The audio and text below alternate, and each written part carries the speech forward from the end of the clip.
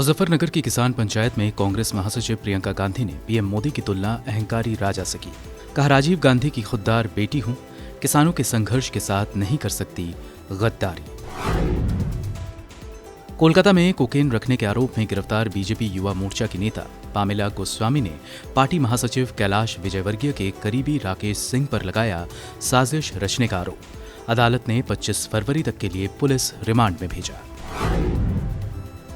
नीति आयोग के governing council की बैठक में पीएम मोदी ने केंद्र और राज्य में सहयोग को बताया जरूरी। कहा, कोरोना काल में भी कृषि क्षेत्र में हुई वृद्धि, आंदोलनकारी किसानों को थोड़ा गाइड करने की जरूरत। देश में 27 दिन बाद एक दिन में आए कोरोना के 14,000 नए मामले, 101 मरीजों की मौत। कई राज्यों में दोबारा लॉकडाउन जैसे हालात। कर्नाटक ने केरल और महाराष्ट्र से आने वालों के लिए RT-PCR टेस्ट किया अनिवार्य। कोरोना वायरस की वैक्सीन कोविशील्ड के विपरीत असर को लेकर मद्रास हाईकोर्ट ने केंद्र सरकार और एस्ट्राजेनेका यूके को जारी किया नोटिस। एक वॉलंटियर में वैक्सीन लेने के बाद दिखे गलत लक्षण। लगातार 12वें दिन बढ़े पेट्रोल डीजल के दाम। कई शहरों में पेट्रोल 100 के पार। कृषि कानून और बढ़ती महंगाई के खिलाफ कांग्रेस का विरोध प्रदर्शन। जयपुर में ट्रैक्टर मार्च। गृहमंत्री अमित शाह को 22 फरवरी को हाजिर होने के लिए कोलकाता की एक अदालत ने किया समन। मुख्यमंत्री ममता बनर्जी के भतीजे अभिषेक बनर्जी ने किया है मानहानि का दावा। कृषि कानूनों के खिलाफ किसानों के आंदोलन का आज 87वां दिन। शहीद भगत सिंह के चाचा अजीत सिंह की याद में 23 फरवरी को पगड़ी संभाल दिवस मनाने का ऐलान। अजीत सिंह ने 1907 में अंग्रेजों को बनाए कृषि कानूनों के खिलाफ चलाया था आंदोलन। बिहार में मैट्रिक परीक्षा के सोशल साइंस का पर्चा लीक, 3 बैंककर्मी गिरफ्तार। बिहार बोर्ड ने रद्द की परीक्षा। 8 मार्च है परीक्षा की नई तारीख।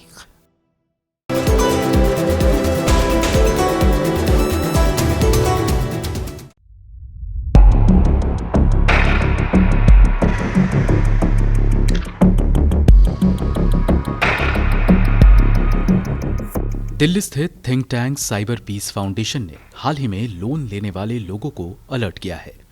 फाउंडेशन के मुताबिक लोन लेने वाले लोगों को लुभाने के लिए प्रधानमंत्री योजना लोन के नाम से एक फेक वेबसाइट बनाई गई है। इस वेबसाइट पर लोगों के साथ फ्रॉड हो रहा है। ये लोगों की पर्सनल डिटेल जुटाकर उसका गलत इस्तेमाल कर रहे हैं। इसी नाम से एक ऐप भी बनाया गया था, जिसे अब गूगल ने प्ले स्टोर से हटा दिया है। इस फेक वेबसाइट के जरिए हैकर्स लोगों के Aadhaar card, ration card, PAN card की डिटेल हासिल कर लेते हैं। बाद में इस डेटा का गलत इस्तेमाल किया जाता है। साइबर पीस फाउंडेशन ने ऑटोबॉट इन्फोसेक प्राइवेट लिमिटेड के साथ मिलकर इस मामले की जांच शुरू की है। इस रिपोर्ट में कहा गया है कि वेबसाइट के पास .com का एक डोमेन है, जबकि भारत सरकार से जुड़ी कोई भी वेबसाइट .gov.in या .nic.in पर होस्ट की जाती है। वेबसाइट पर कई व्याकरणिक गलतियां भी देखी गई हैं। फाउंडेशन ने बताया कि वेबसाइट www.pradhanmantriyojanaloan.com पर्सनल जानकारी और बैंक खाते की डिटेल के लिए पूछता है। जब ग्राहक अपने पर्सनल डेटा की डिटेल दे देते हैं, तब उसके पास एक थैंक यू का मैसेज भी आता है। इससे पहले इसी नाम का एंड्रॉयड ऐप भी लोगों से उनकी पर्सनल जानकारी जैसे एड्रेस प्रूफ और अन्य के बारे में पूछता था। वेबसाइट पर एक QR कोड भी मौजूद है। जब उसे स्कैन किया जाता है, तब एक फोन पे मर्चेंट की UPI डिटेल सामने आती है। UPI ID के वेरिफिकेशन की कोशिश की गई, लेकिन इसे इनवैलिड बता दिया गया। इसके अलावा जब वेबसाइट पर डिटेल देने के बाद आगे गए, तब नया पेज खुला। इसमें मोबाइल नंबर का OTP मांगा जाता है, पर यहाँ ध्यान देने वाली बात यह है कि मोबाइल पर कोई OTP आती नहीं है, पर प्रोसेस अपने आप पूरा हो जाता है और उसके बाद 10 अंकों वाली रिसिप्ट भी दी जाती है। और जब आप उन 10 अंकों को डालकर स्टेटस चेक करने की कोशिश करेंगे तो लिखा आ जाएगा कि आपका आवेदन जमा हो गया है, धन्यवाद। गूगल ने अब तक भारत में प्ले स्टोर से लगभग 100 इंस्टेंट लोन ऐप्स को हटाया है। हाल ही में सरकार की तरफ से संसद में बताया गया कि ये ऐप्स नियमों का पालन नहीं कर रहे थे। यूजर्स और सरकारी एजेंसियों ने इन ऐप्स को लेकर चिंता जताई थी। इलेक्ट्रॉनिक्स और सूचना प्रौद्योगिकी मंत्रालय को इंस्टेंट लोन के नाम पर धोखाधड़ी को लेकर कई शिकायतें भी मिली थीं। ब्यूरो रिपोर्ट, गो न्यूज़।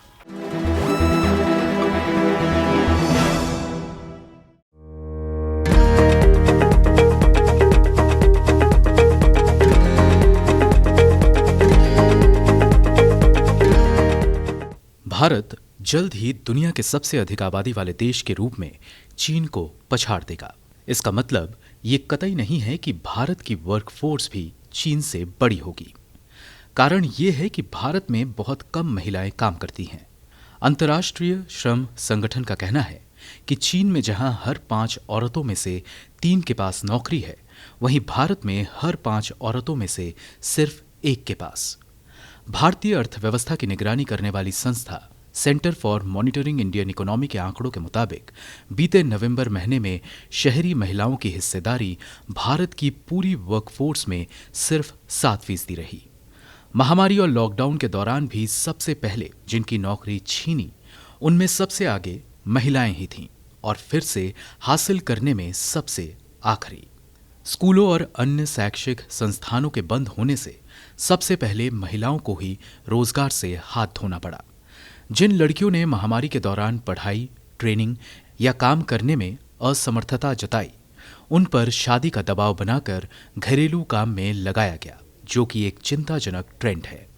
जहां दूसरे देशों में महिलाएं अक्सर बच्चे के जन्म के समय काम से दूर हो जाती हैं, वहीं भारत में महिलाएं शादी के बाद ही काम से दूरी बनाने को मजबूर हो जाती हैं।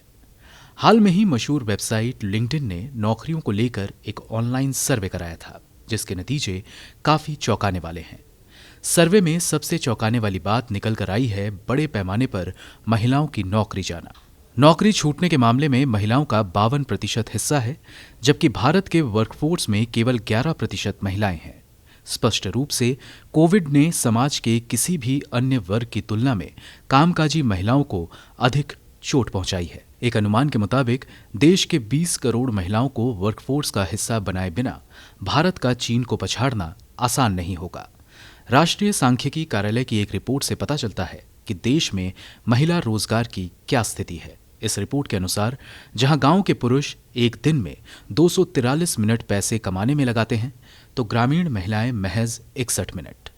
शहरों में रोजगार ज्यादा है, इसलिए यहां दिन में एक मर्द 307 मिनट पैसे कमाने के लिए खर्च करता है, वहीं एक शहरी महिला 62 मिनट।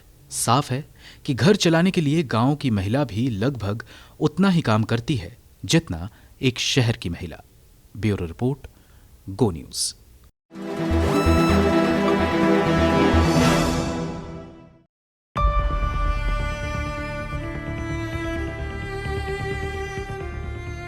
सार्वजनिक क्षेत्र में पारदर्शिता को लेकर ट्रांसपेरेंसी इंटरनेशनल ने कॉरपोरेशन परसेप्शन इंडेक्स यानी सीपीआई 2020 रिपोर्ट जारी की है।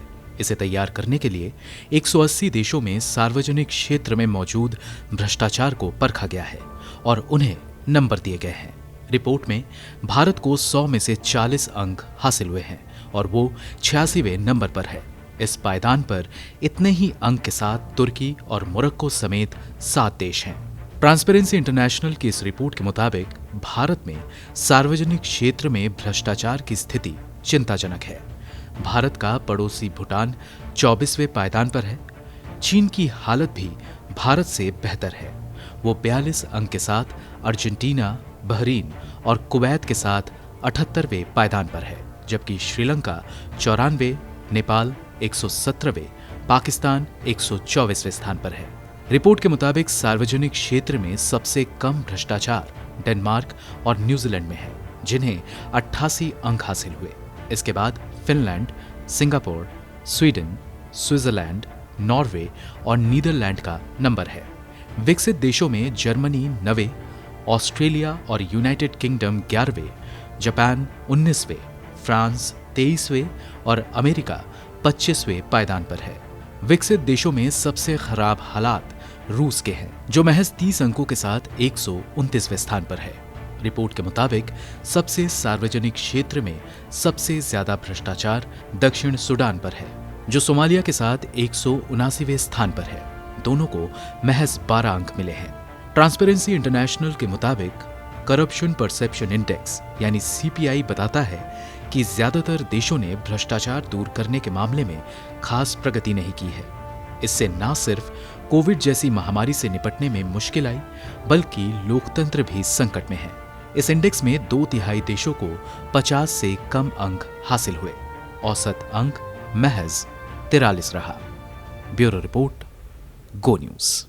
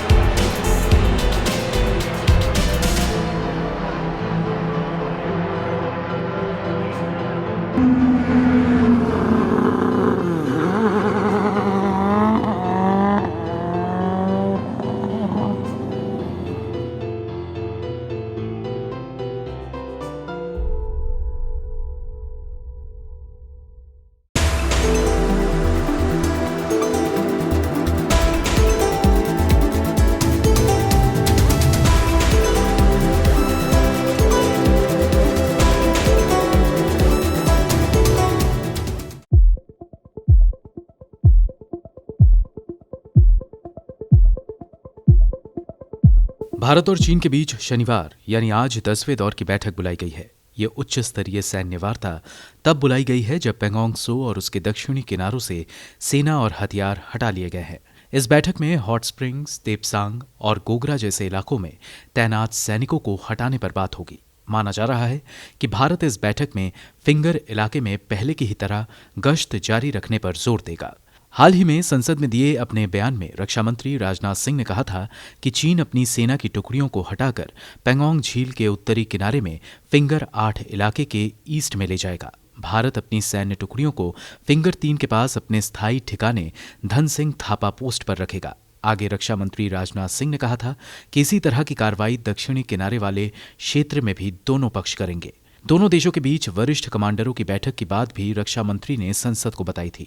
उन्होंने कहा था कि पेंगोंग और उसके आसपास के इलाकों से सैनिक हटा लेने के 48 घंटे के भीतर दोनों देशों में वरिष्ठ कमांडर स्तर की बात होगी। उन्होंने इस बात की भी जानकारी दी थी कि हॉट स्प्रिंग्स, तेपसांग और गोगरा में तैनात चीनी सैनिक और अन्य मुद्दों पर चर्चा होगी। इस बीच चीन ने भी आधिकारिक तौर पर माना है कि भारत और चीनी सैनिकों के बीच हुई झड़प में उसके भी 5 सैनिक मारे गए थे। गलवान घाटी में जून 2020 में दोनों देशों के सैनिकों के बीच हुई हिंसक झड़प में 20 भारतीय जवानों की भी मौत हुई थी। चीन ने इसको लेकर एक वीडियो क्लिप भी जारी किया है, जिसमें देखा जा सकता है कि भारी संख्या में चीनी सैनिक इकट्ठा हो रहे हैं और उन्हें रोकने की कोशिश की जा रही है।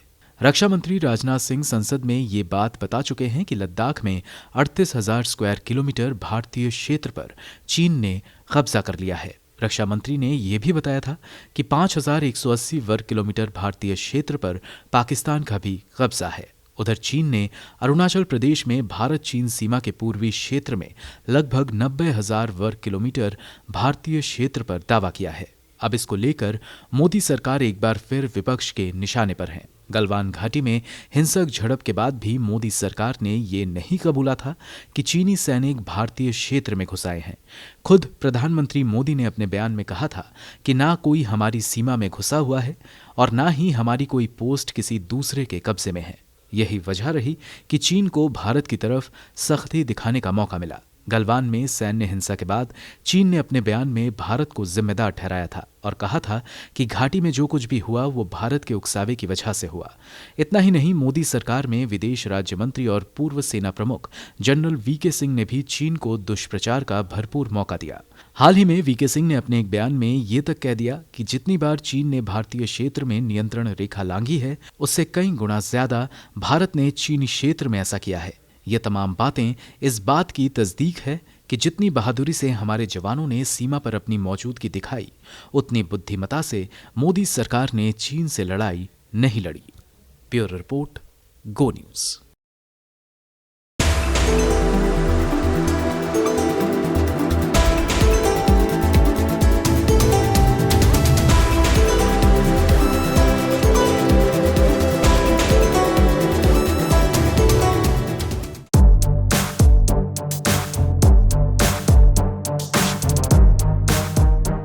पेट्रोल डीजल के दाम लगातार बढ़ रहे हैं। आज 12वें दिन भी पेट्रोल डीजल की कीमतें अपने रिकॉर्ड स्तर पर हैं। राजधानी दिल्ली में पेट्रोल की कीमत 90 रुपए प्रति लीटर हो गई है। वहीं डीजल भी 37 पैसे महंगा हो गया है और राजधानी दिल्ली में डीजल करीब 81 रुपए प्रति लीटर बिक रहा है। डोमेस्टिक मार्केट में सबसे बड़ी तेल कंपनी इंडियन ऑयल कॉरपोरेशन के मुताबिक राजधानी दिल्ली में पेट्रोल की कीमतों में आज 39 पैसे की बढ़ोतरी हुई और इसकी कीमत 90 रुपए 58 पैसे प्रति लीटर हो गई। देश के बाकी हिस्सों में भी पेट्रोल की कीमतें लगातार शतक के करीब पहुंच रहा है। मुंबई में पेट्रोल की कीमत 97 रुपए के पार पहुंच गया है। गौरतलब है कि हाल के दिनों में वैश्विक स्तर पर कच्चे तेल की कीमतें स्थिर हैं, लेकिन इसके बावजूद डोमेस्टिक मार्केट में पेट्रोल डीजल की कीमतें लगातार आसमान छू रही हैं। महाराष्ट्र, मध्य प्रदेश और राजस्थान जैसे कई राज्यों में पेट्रोल की कीमत 100 रुपए प्रति लीटर के पार है।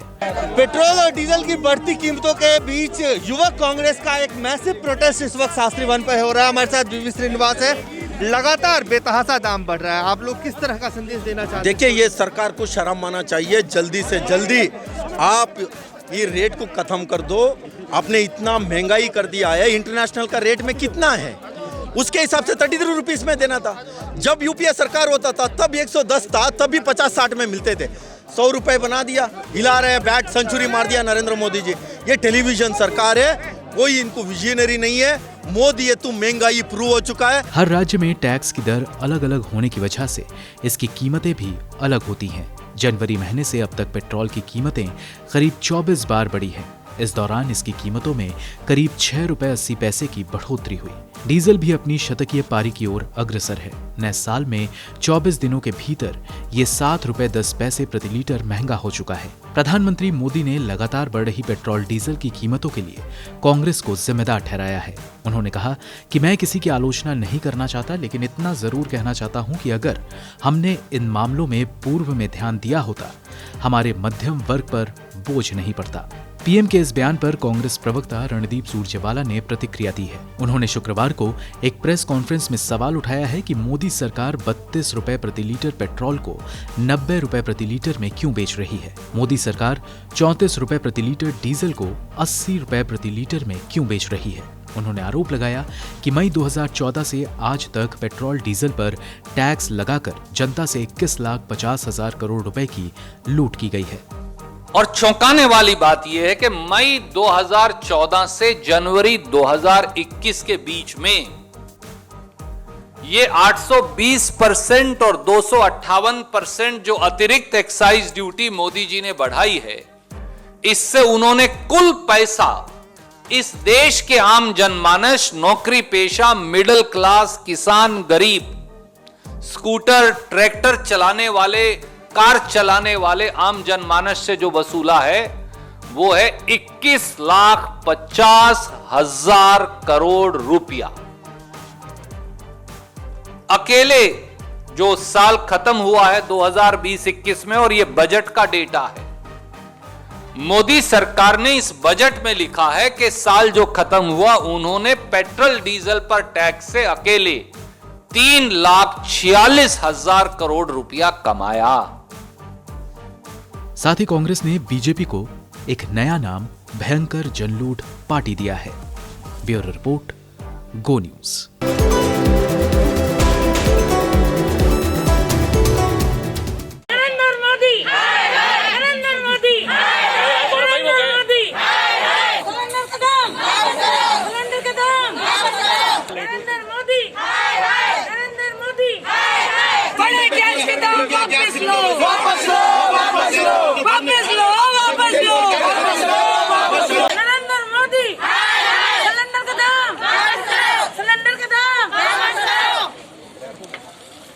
एक महीने में 200 रुपए के ऊपर जो सिलेंडर के ऊपर रेट बढ़ चुका है, उसके बारे में क्या है इनका?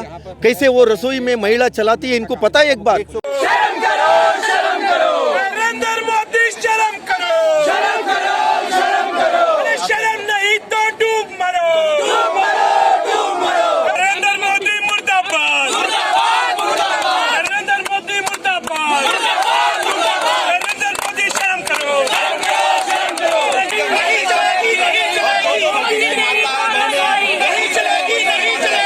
दाम वापस लो पेट्रोल डीजल का दाम कम करो सिलेंडर के दाम नरेंद्र मोदी।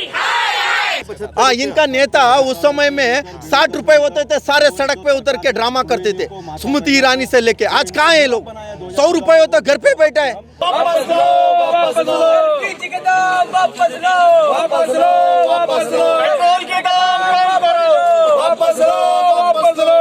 मोदी तेरी गुंडागर्दी, अरे मोदी तेरी तानाशाही नहीं चलेगी। ये सरकार को शर्म आना चाहिए। जल्दी से जल्दी आप ये रेट को खत्म कर दो।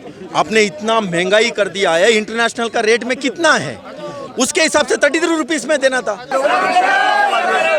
मोदी तेरी तानाशाही, मोदी तेरी तानाशाही।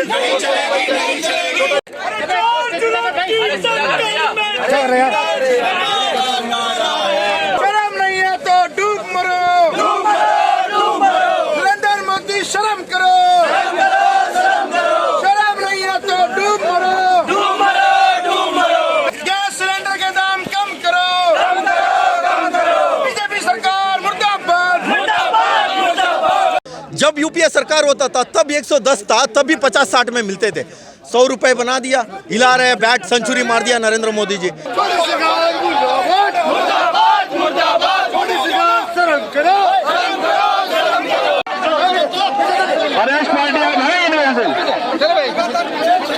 ये चोट लग जाएगी किसी को।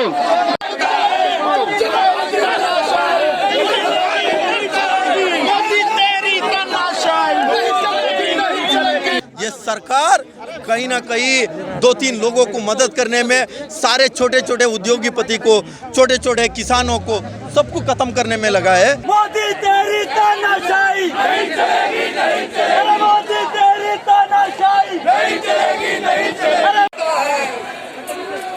नरेंद्र मोदी, शर्म करो।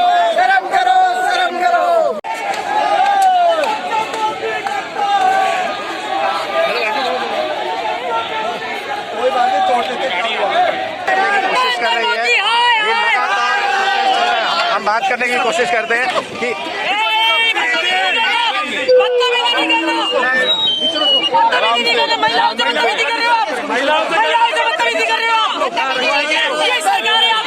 आज हमने सिंबॉलिक प्रोटेस्ट किया है।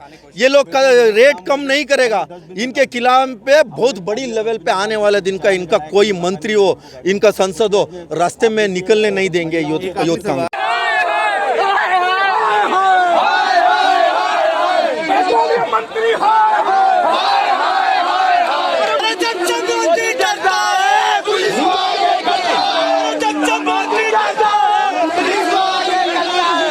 अब की बार इनका नारा था ना, अब की बार पेट्रोल 100 की पार, ये इनका नारा अभी रखना है। नारा चेंज कर दो, जल्दी से जल्दी इसको खत्म करना चाहिए।